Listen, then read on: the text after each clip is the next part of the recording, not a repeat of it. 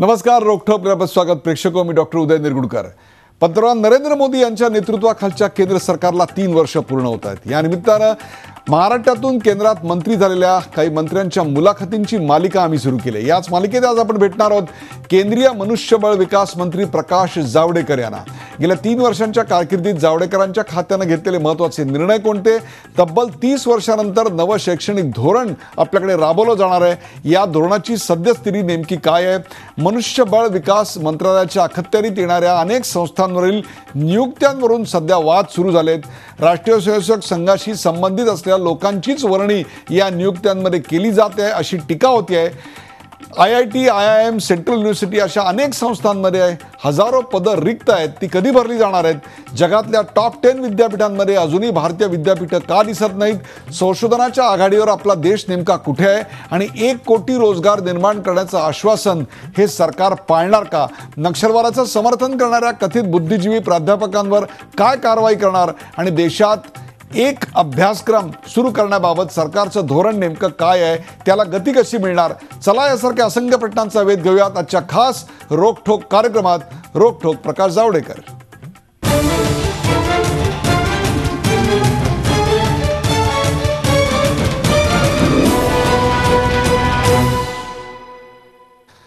आपल्यासोबत आहेत केंद्रीय मनुष्यबळ विकास मंत्री प्रकाश जावडेकरजी. प्रकाश जावडेकरजी, आपल्या या कार्यक्रमात स्वागत.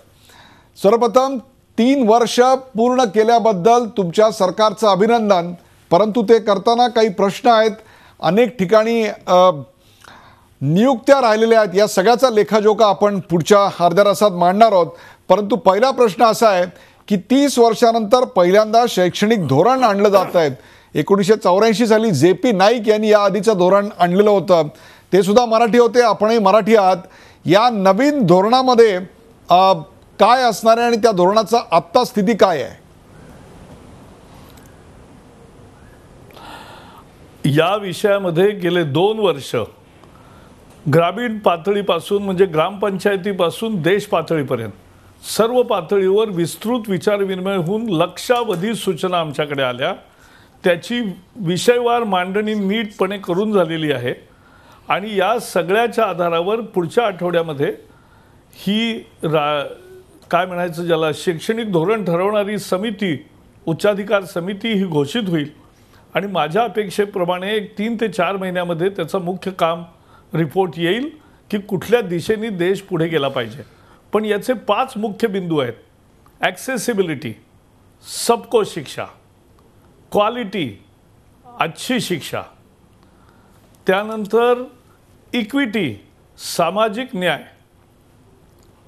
अफोर्डेबिलिटी, परवडणाऱ्या किमतीमध्ये शिक्षण, आणि 5वं अकाउंटेबिलिटी, शिक्षक, विद्यार्थी, पालक, शिक्षण संस्था सगळ्यांची उत्तरदायित्व. या मूळ 5 बिंदूंच्या आधारावर ही नवं शैक्षणिक धोरण तयार होईल आणि मला खात्री आहे संबंध देश त्याचं स्वागत करेल. आपल्या अखत्यारीत अनेक संस्था येतात ज्या संस्थांनी खूप नाव कमावलेलं आहे. त्यातली एक महत्त्वाची संस्था म्हणजे Indian council for social science. याच्यावरच्या नियुक्तीवरून, विशेषतः ब्रिजकुमार बिहारी यांच्या नियुक्तीवरून खूप मोठ्या प्रमाणावर टीका सध्या होते आहे. राष्ट्रीय स्वयंसेवक संघाशी संबंधित असलेल्या व्यक्तींच्याच नेमणुका होत आहेत अशी टीका देखील काही विचारवंतांनी केली. त्याबद्दल काय सांगाल? नाही, यामध्ये तर म्हणजे मला वाटलं होतं की विद्वान एक दुसऱ्याचा आदर करतात आणि निदान सत्य काय हे तपासून पाहतात. BB कुमार यांनी सबंध आयुष्य पूर्वोत्तर भारतातल्या, ईशान्य भारतातल्या विविध आदिवासी ही इज ए ग्रेट अँथ्रोपॉलॉजिस्ट. ते एक विशेष तज्ज्ञ आहेत त्यातले आणि या सर्व आदिवासी जातींसंबंधीचं त्यांचं संशोधन आहे. 30 पुस्तकं त्यांनी लिहिली आहेत आणि इस्लामचं त्यांचं पुस्तक अतिशय गाजलेलं आहे. कारण अनेक म्हणजे इस्लामचे अभ्यासक त्या पुस्तकाला चांगलं मानतात, इतकं त्याचा लौकिक आहे. आणि म्हणून जे इतक्या एका उच्च पातळीवर आयुष्यभर मेहनत केलेल्या परंतु केवळ प्रसिद्धीसाठी पुढे येणारे नव्हे तर खरं काम करणारे असे BB कुमार आहेत आणि त्यांच्या नियुक्तीचं स्वागत जास्त झालं. आता 2 जणांनी त्याचा टीका केली याच्यावरून काही त्यांच्यावर देशभर टीका झाली असं झालं नाही. एक मुद्दामून विचित्र बातमी पसरवली गेली की ICSSRमध्ये मृत लोकांचा समावेश होता कॉलेजियममध्ये. हे कॉलेजियम पूर्वीचे अध्यक्ष थोरातांच्या काळात तयार झालं. ते तयार झाल्यावर त्यातले 10-12 जण पुढच्या 2 वर्षामध्ये वारले. ही नैसर्गिक प्रक्रिया आहे. आता त्या 10-12 जणांची नावं काढायला त्याचे सगळे नियम असे आहेत विचित्र की नवं कॉलेजियम आल्यावर ते जुनं कॉलेजियम जातं आणि ते कॉलेजियम अपॉइंट्स कॉलेजियम, जजेस अपॉइंट जजेस. तसं ICSSRनी 2013मध्ये एक नवाच नियम अचानक आणला सत्ता जाण्यापूर्वी की त्यामध्ये सगळं ICSSRच सगळं ठरवेल स्वतःहून, असं त्यामध्ये तरतूद केली. आम्ही त्यात हस्तक्षेप केला नाही आणि त्यामुळे कुठल्याही मृत सदस्याला पत्र गेलं नाही, कुठल्याही मृत सदस्याच्या नावाने पत्र आलं नाही. त्यामुळे जे जिवंत 190 जण त्या कॉलेजियममध्ये आहेत त्यांनी दिलेल्या शिफारशीतून पद्धतीने निवड होते आणि त्यामुळे एक अतिशय चांगलं दिशा या संस्थेलाही मिळेल आणि चांगल्या पद्धतीने संशोधन होईल जो देशाला पुढे घेऊन जाईल. सामाजिक संशोधनाचं एक केंद्र आहे आणि अशा अनेक संस्थांना ते चांगली मदत करतील. इंडियन काउन्सिल ऑफ सोशल सायन्सेसमध्ये पारदर्शकतेच्या दृष्टिकोनातून आपला हा खुलासा अत्यंत महत्त्वाचा आहे. IIT, IIM या देशाचे दीपस्तंभ आहेत. तसंच सेंट्रल युनिव्हर्सिटी हे सुद्धा उच्च शिक्षणासाठी आपल्या देशामध्ये ज्याला आपण एक पिलर म्हणू शकतो अशा प्रकारच्या संस्था आहेत. परंतु या संस्थांमध्ये डायरेक्टर पदापासून खाली प्रोफेसर पदापर्यंत अनेक ठिकाणी आत्ता सध्या नेमणुका व्हायच्या बाकी आहेत. त्या नेमणुका पूर्ण करण्याच्या दृष्टिकोनातून आपलं सरकार काय पावलं टाकतंय? असं आहे, हे सत्य आहे की आपल्याकडे केंद्रीय संस्थानं विशेषतः IIT, IIM आणि केंद्रीय विद्यालय यामध्ये 30 ते 40% इतक्या व्हेकन्सीज आहेत. हे आम्हाला वारशाने मिळालेलं दुखणं आहे. आता ते दुखणं दूर करण्यासाठी आम्ही कारगर योजना बनवली. पण एका दिवसात प्राध्यापक या लेव्हलचे येत नाहीत, मिळत नाहीत, अर्ज येत नाहीत. म्हणून आम्ही पहिलं असं केलं की 24 तास वॉक इन इंटरव्ह्यूसारखं केव्हाही कोणी अर्ज करू शकतो आणि कुठल्याही दिवशी येऊ शकतो, ही पहिली पद्धत सुरू केली. दुसरं, परदेशात रिसर्च करायला, PhD करायला अत्यंत हुशार भारतीय मुलं परदेशात जातात. त्यांचे रोजगार मेळे होतात. वर्षाला एका ठराविक 3-4 दिवस एकेका शहरामध्ये त्यांचे इंटरव्ह्यूज होतात आणि जगातले सगळे उद्योजक तिथे येतात. आम्ही IITला, IIMला आणि सेंट्रल विद्यापीठांना सांगितलं की तुम्ही तिथे जा आणि तिथे जाऊन आपल्या विद्यार्थ्यांचे इंटरव्ह्यू घ्या. आता प्राध्यापकांना चांगले पगार आहेत, त्यांना निवास चांगलं मिळणार आहे, त्यांना स्वातंत्र्य मिळणार आहे आणि त्यांना शोध करता येणार आहे. त्यांना उत्तम लॅबोरेटरीज इथे असतील आणि एक चांगलं नवं शैक्षणिक वातावरण तयार केलं आहे. त्यामुळे लोक परत यायला तयार आहेत आणि मला आनंद वाटतो. जवळजवळ गेल्या एका वर्षामध्ये 41 जण असे उत्कृष्ट विद्यार्थी भारतातूनच तिथे गेलेले ज्यांनी अदरवाईज परदेशात नोकरी घेतली असती ते आता परत आलेत. यावर्षी ही संख्या आणखी वाढेल आणि देशातही आम्ही चिकाटीने प्रयत्न करतोय. जी मुलं PhD करतायत त्यांच्यामध्ये टीचरशिप बाणवणं हा सुद्धा महत्त्वाचा आहे. कारण टीचर व्हायला कोणी तयार नाही तर मग पुढे शिक्षण कसं होणार. आणि म्हणून ती टीचरशिप बाणवायची आणि त्यातून मोठ्या प्रमाणावर होईल. त्यामुळे हा 2 वर्षामध्ये बॅकलॉग मोठ्या प्रमाणावर कमी झाला असं आपल्याला दिसेल. 5 वर्षानंतर मी ह्या आनंदाने सांगू शकेन, म्हणजे जेव्हा अजून 2 वर्षांनी आम्ही रिपोर्ट करू. जगातल्या टॉप 100 विद्यापीठांची यादी जर पाहिली तर वर्षानुवर्ष आम्हाला आमच्या विद्यापीठाचं नाव त्यात कुठेही दिसत नाही. ही एक महत्त्वाची खंत आहे की भारत तरुण होतोय. एकेकाळी इथंच तक्षशिला, नालंदा होते, त्यांनी संपूर्ण जगाला उच्च शिक्षण दिलं. परंतु आज मात्र परिस्थिती अशी आहे की आम्ही टॉप 100मध्ये कुठेही नाही. आपलं सरकार विद्यापीठांचा दर्जा वाढवण्याकरता नेमकं काय करणार आहे? 6-7 कामं करतोय आम्ही. पण पहिलं म्हणजे देशाला वैभवशाली पुन्हा स्थान मिळवून देण्यासाठी आणि जगाच्या क्रमवारीमध्ये आपला नंबर 100-200 मध्ये येण्यासाठी 20 विद्यापीठं आम्ही नव्या पद्धतीने तयार करतोय ज्यांना कुठल्याही UGCचं रेग्युलेशन लागू नसेल. ते स्वायत्तपणाने निर्णय घेऊ शकतील. ते उत्तम विद्यार्थी, उत्तम प्राध्यापक जगभरातून आणू शकतात आणि ते देशातल्या विद्यार्थ्यांना एक मोठी सोय होईल अशी वर्ल्ड क्लास इन्स्टिट्यूट्स ज्याला म्हणता येईल अशी 20 विद्यापीठं तयार करण्याची आमची योजना आहे. 10 प्रायव्हेट सेक्टरमध्ये होतील, 10 सार्वजनिक क्षेत्रामध्ये होतील. आत्ता ज्या संस्था आहेत त्याही असतील, त्यांना चॅलेंज मोडमध्ये आम्ही सिलेक्ट करतोय. त्याच्या गाईडलाईन्स इश्यू झालेत आणि त्यांच्यापुढे ध्येयच आहे. त्यांना मदत देणार आहोत आम्ही सरकारी विद्यापीठांना, पण त्यांना मदत मिळेल ती गुणवत्तेच्या आधारावर मिळेल आणि त्यांना 10 वर्षामध्ये वर्ल्ड रँकिंगमध्ये येऊन दाखवायला लागेल. आज आपलं Indian institute of sciences Bengaluru आहे, ते छोट्या विद्यापीठ गटामध्ये जगामध्ये 8व्या क्रमांकावर आहे. त्यामुळे कोणी नाही असं नाही. आणि IITचे सुद्धा नंबर त्यांच्या क्षेत्रामध्ये इंजिनिअरिंगमध्ये हे 200च्या 200-300 या गटामध्ये 5-6 IITs आहेत. त्यामुळे हा दर्जा वाढवण्यासाठी आम्ही शोध आणि अनुसंधान, रिसर्च अँड इनोव्हेशन याच्या आधारावरच या विद्यापीठांचा दर्जा साबित होतो.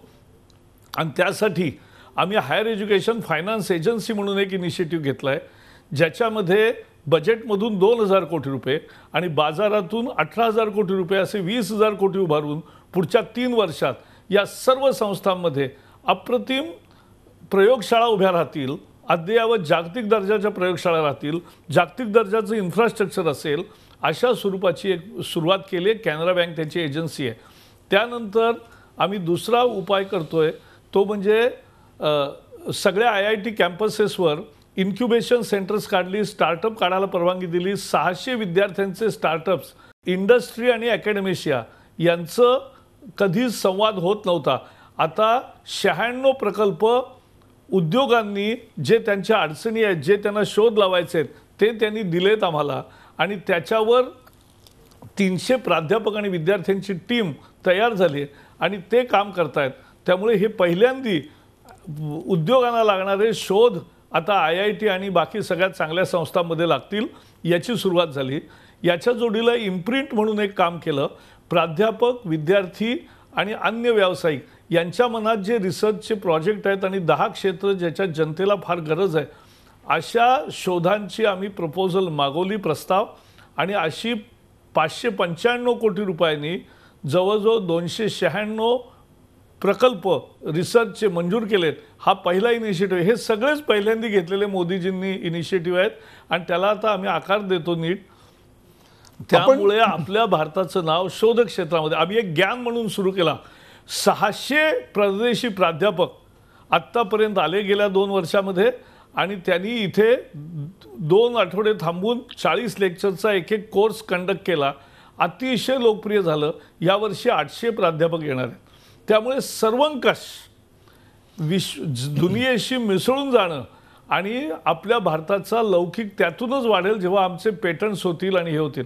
आणि चांगले विद्यार्थी जे परदेशी जातात, ब्रेन ड्रेन होतं, त्याच्याऐवजी ब्रेन गेनसाठी सुद्धा आम्ही एक सकस योजना आखली आहे. एक PM स्कॉलरशिप देणार आहोत, आम्ही बाकीचेही विषय देणार आहोत आणि त्या सुविधा देणार आहोत. अत्यंत चांगल्या प्रयोगशाळा. हे विद्यार्थी इथे राहतील आणि यातूनच आपल्या शिक्षणाचा आणि विद्यापीठांचा दर्जा वाढेल. हे त्याचं खरं उत्तर आहे. आपण ज्या 20 विद्यापीठांचा नव्यानं उल्लेख करताय, ती 20 विद्यापीठं म्हणजे मागच्या बजेटमध्ये किंवा त्याच्या आधी सुद्धा ज्या गोष्टीबद्दल बोललं जात होतं ते म्हणजे इन्स्टिट्यूशन्स ऑफ नॅशनल इम्पॉर्टन्स, तीच ना? एवढं फक्त एक स्पष्टीकरण मी आपल्याकडून घेऊ इच्छितो. नाही, नॅशनल इम्पॉर्टन्स वेगळं आहे. ज्याला डिग्री द्यायला पाहिजे त्याला आम्ही नॅशनल इम्पॉर्टन्सचं करतो. परंतु नॅशनल एमिनन्स, इन्स्टिट्यूट्स ऑफ नॅशनल एमिनन्स ही नवी गाईडलाईन आम्ही गेल्या 2 आठवड्यापूर्वीच प्रकाशित केली आणि आता त्याचं बिल म्हणजे त्याच्या संबंधीची योजना, कारण त्याला विधेयक आणण्याची गरज नाही आहे, त्याची योजना या पुढच्या आठवड्यामध्ये मंत्रिमंडळापुढे येईल आणि ती मंजूर होईल तेव्हा ती आणखी विस्ताराने जाहीर करू. संशोधनावर आपला संपूर्ण भर दिसतोय खात्याचा, परंतु अलीकडच्या काळामध्ये महाराष्ट्राचे शिक्षण मंत्री विनोद तावडे यांनी एक प्रखर सत्य मांडलं आणि ते म्हणजे अलीकडच्या काळातले PhDचे थिसिस म्हणजे कॉपी पेस्ट जॉब आहेत असं त्यांनी सांगितलं. कॉपी पेस्ट जॉब, त्याचा दर्जा काय आहे हे त्याच्यावरून समोर येत असेल. PhDचा दर्जा सुधारण्याकरता आपलं खातं काय करत आहे? कारण संशोधनावर आपला भर आहे असं आपण सांगता. पहिलं म्हणजे आम्ही सगळ्या विद्यापीठांना नोटीस पाठवली आहे की एक सॉफ्टवेअर आहे ट्रॅक इट इन, तो वेगवेगळ्या प्रकारची सॉफ्टवेअर्स आहेत, पण ती सॉफ्टवेअरनी कोणीही चोरी केली, कट पेस्ट केलं दुसऱ्याचा माल इकडे आणला आणि ते छापले पॅराग्राफ, तर ते सगळे हे होतील, त्यांना PhD मिळणारच नाही. जे चोरी करतील त्यांना PhD मिळणार नाही. कोट किती करायचं, कुणाचं उद्धरण सांगायचं असेल तर त्या उद्धरण नमूद केलं पाहिजे, यांनी असं म्हटलं आहे. आणि ते किती एकूण PhD प्रबंधात असेल त्याची एक मर्यादा आहे. आणि त्यामुळे सकस PhD व्हायला पाहिजे. यासाठी आम्ही सर्वंकष प्रयोग करतोय. सगळे प्रयोग सांगण्याची गरज नाही, परंतु मध्ये जे डायल्युशन झालं, परदेशामध्ये काय आहे, addition to the existing knowledge is PhD. आपल्याकडे एक मध्ये व्याख्या बदलली आणि असं कपिल सिब्बलांच्या काळात आलं की even new interpretation to the existing knowledge is also PhD. आणि मग आपल्याला अनेक प्रकार दिसले, पण हे सगळे प्रकार आम्ही थांबवणार आहोत. सकस PhD होईल हे मी आपल्याला सांगतो. 2014च्या भारतीय जनता पक्षाच्या निवडणूक जाहीरनाम्यामध्ये काँग्रेसच्या कार्यकालाचं वर्णन असं केलं गेलं होतं की रोजगार निर्मितीची क्षमता नसलेला अर्थविकास या सगळ्या काळात झाला, ज्याला आपण जॉबलेस ग्रोथ इकॉनॉमी असंही म्हटलं. पंतप्रधानांनी निवडणुकीच्या प्रचाराच्या काळामध्ये आम्ही जवळपास 1 कोटी रोजगार निर्माण करू असं सांगितलेलं होतं, असं आश्वासन दिलेलं होतं. परंतु आज 3 वर्ष झाली, रोजगार निर्मितीचे आकडे जर पाहिले तर आपल्याला फारशी रोजगार निर्मिती झाली असं दिसत नाही. हे मी माध्यमातले आकडे सांगत नाही आहे प्रकाशजी, सरकारचेच आकडे आहेत. 4.9 हा आकडा UPAच्या काळातला होता, तर पहिल्या 3 वर्षाच्या आसपास जवळचा आपला आकडा आहे तो 5%वर, म्हणजे 0.01%नी जवळपास तो वाढलेला आहे. खरं तर या 3 वर्षाच्या काळामध्ये स्वच्छ भारत असेल, रस्ते अभियान असेल, इतक्या सगळ्या गोष्टी चालू केल्यानंतर, घराची योजना चालू केल्यानंतर खरं तर रोजगार निर्मिती व्हायला हवी होती. परंतु आमच्याकडे जे छोटे उद्योग आहेत, लघु उद्योग आहेत, सूक्ष्म उद्योग आहेत, यांच्यामध्ये सुद्धा रोजगार निर्मिती आम्हाला थंडावलेली दिसते आहे. आपलं खातं जे आहे ते या संदर्भात महत्त्वाची भूमिका बजावू शकतं. आपण ही परिस्थिती बदलण्याकरता काय करताय? नाही, पहिलं म्हणजे जेव्हा एक आकडा वारंवार उद्धृत केला जातो त्याच्यात मला खुलासा करायचा आहे. कारण नोकऱ्या केवळ सरकारी नसतात. रोजगार हा संघटित आणि असंघटित दोन्ही क्षेत्रामध्ये तयार होतो. आणि मी आपल्याला काही नुसते आकडे सांगतो. गेल्या 3 वर्षामध्ये मुद्रा योजनेअंतर्गत 7 कोटी व्यावसायिकांना, छोट्या व्यावसायिक, ठेलावाला, पानाचा ठेला असेल, छोटा ऊसाचं गुऱ्हाळ असेल, आणखी काय असतील, अशांना 50,000 ते 5 लाखपर्यंतची कर्ज विनातारण, गरजे इतकी जेवढी आहे ती विनातारण दिली गेली. 7 कोटी लोकांना 4 लाख कोटी. आणि म्हणून त्याच्यात उलट अनेकांचे व्यवसाय वाढले, तिथे त्याने आणखी कुणाकुणाला नोकरीला ठेवलं. हा एक भाग आहे. दुसरा, आम्ही नुसती जे IT सेवा केंद्र आहेत, जी 70,000 होती ती 2 लाख झाली. आता नागरिकांना सर्व प्रकारची कागदपत्र तिथे उपलब्ध होतात. त्या IT सेवा केंद्रांमध्ये जवळजवळ 10 लाखापेक्षा जास्त रोजगार गेल्या 3 वर्षात निर्माण झाला. याच्यापेक्षा मोठा म्हणजे मी पर्यावरण मंत्री होतो, सगळे उद्योग बंद पडले होते. हाही आम्हाला वारशाने मिळालेलं दुखणं आहे. त्यामुळे सगळ्या उद्योगांना परवानगी देऊन, पर्यावरणाचं रक्षण करून, पण उद्योगांना परवानगी दिल्यामुळे आता सगळीकडे प्रत्यक्ष काम सुरू झालं. 9 ते 14 जवळजवळ सगळं अर्थव्यवस्था ठप्प झाली होती, ती आता गतिमान झाली. त्यामुळे संघटित क्षेत्रातही जॉब वाढू लागले, असंघटित क्षेत्रातही वाढू लागले. आणि आता कौशल विभागाने, कौशल मंत्रालय वेगळं केलं. त्यांनी 70 लाख पहिल्या वर्षी, दुसऱ्या वर्षी 80 लाख युवकांना प्रशिक्षित केलं.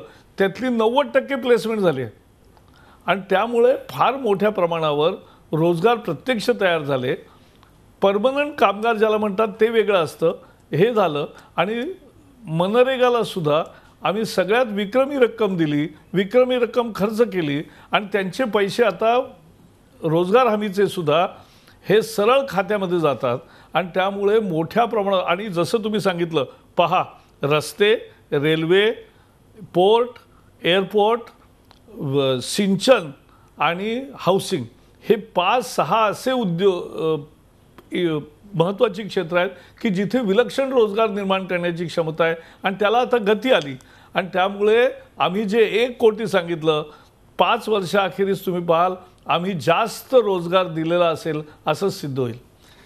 आपल्याकडे 1 कोटी मुलं येतात, बरोबर आहे. त्यामुळे दरवर्षी दर महिन्याला 10 लाख वाढेल याच्यापेक्षा. दर महिन्याला 10 लाख मुलं याच्यामध्ये ऍड होत आहेत.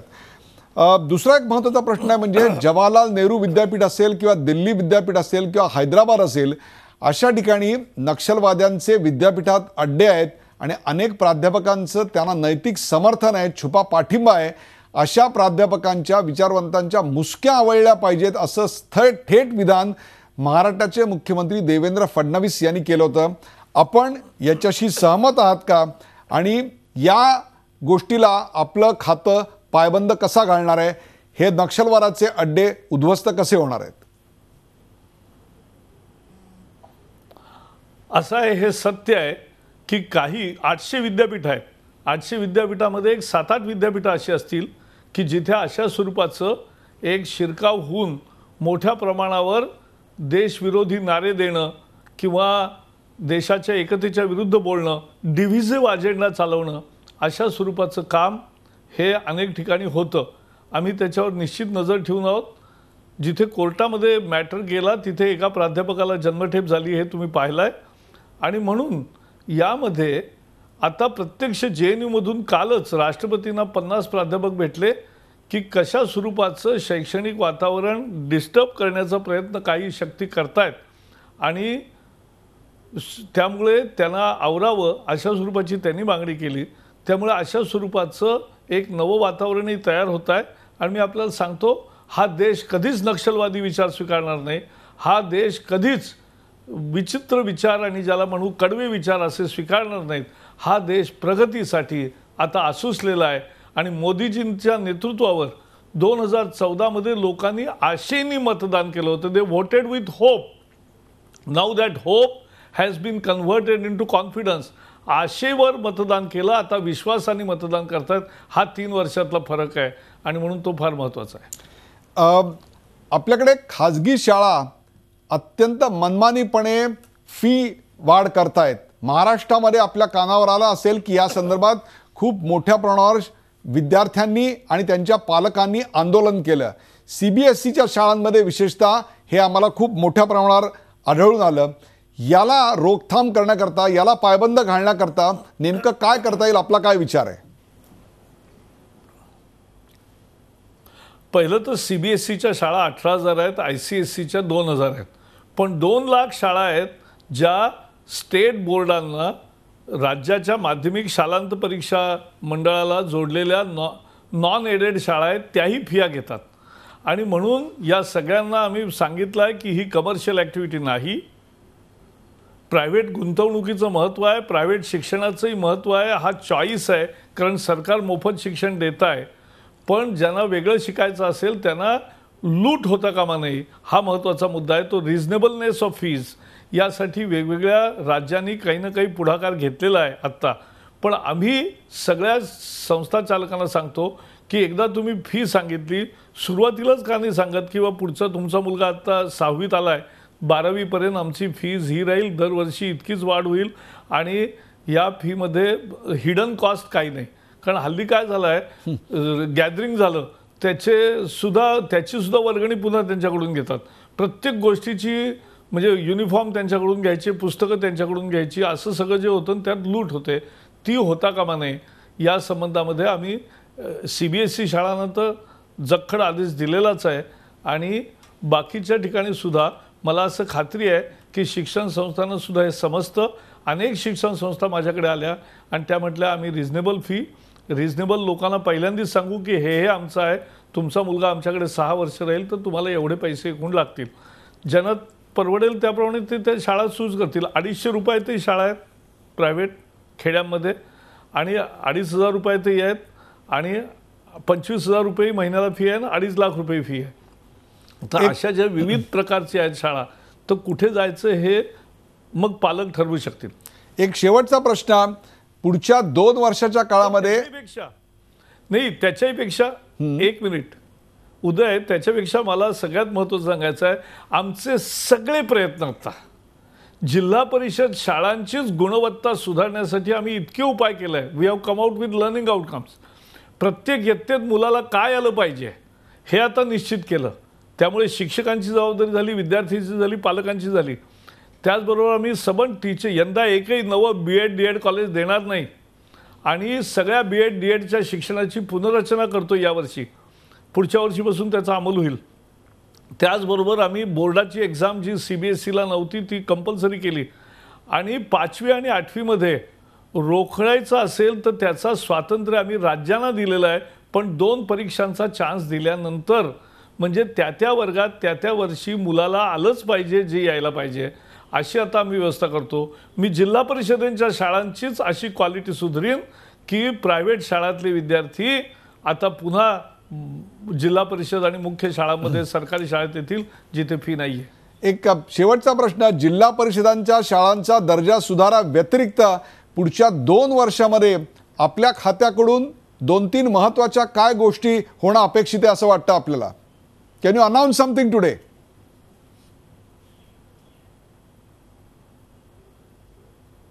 अरे ऐकू येत नाही. या पुढच्या माझा आवाज पोचतोय? माझा आवाज पोचतोय? प्रकाश जावडेकर यांनी आता महानगरपालिका आणि जिल्हा परिषदांच्या शाळांमधला दर्जा सुधारण्याकरता त्यांचं सरकार काय करतंय, कारण तिथे जवळपास 80 ते 85% मुलं शिकत असतात. त्यात आम्ही नेमकं काय करतोय ते सांगितलं. परंतु त्याच्या पलीकडे जाऊन यांच्या जावडेकरजी आपल्या खात्यामध्ये जिल्हा परिषदेच्या शाळांच्या मोठे बदल अपेक्षित करणार आहोत. आज काही तुम्ही त्या संदर्भात सुतोवाच करू शकता का? निश्चित. शालेय शिक्षणाची विशेषतः सरकारी शाळांची गुणवत्ता वाढवणं, उच्च शिक्षणामध्ये शोध आणि अनुसंधान याला मोठं बळ देणं, शिक्षकांवर विश्वास टाकूनही त्याची एक नवी जबाबदारी तयार करून उत्तरदायित्व तयार करायचं आणि शिक्षक हेच या परिवर्तनाचे सगळ्यात मोठा आधारशिला होतील. मी आत्ता शिक्षण मंथन आम्ही 5 शिबिरं घेतोय ज्यामध्ये ज्या शिक्षकांनी चांगलं काम केलेलं आहे, इनोव्हेशन केलेलं आहे, चांगल्या पद्धतीने शिकवलं आहे ते शिक्षक, चांगल्या आपल्या शाळा चालवलेत असे हेडमास्टर, त्यानंतर शिक्षणाचे सगळे अधिकारी आणि ज्या NGOजनी शिक्षणात काम केलं आहे अशी 5 शिबिरं झाली. 4 झाली, 5वा आता होईल चंदीगडला परवा. आणि त्यामध्ये आम्ही 40 प्रेझेंटेशन्स 2 दिवसामध्ये पाहतो.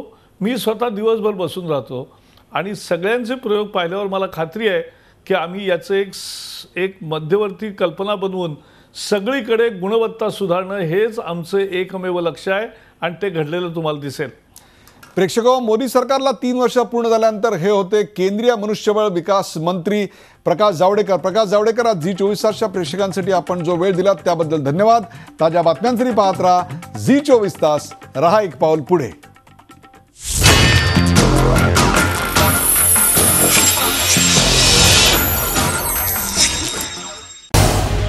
झी 24 तास रहा एक पाऊल पुढे.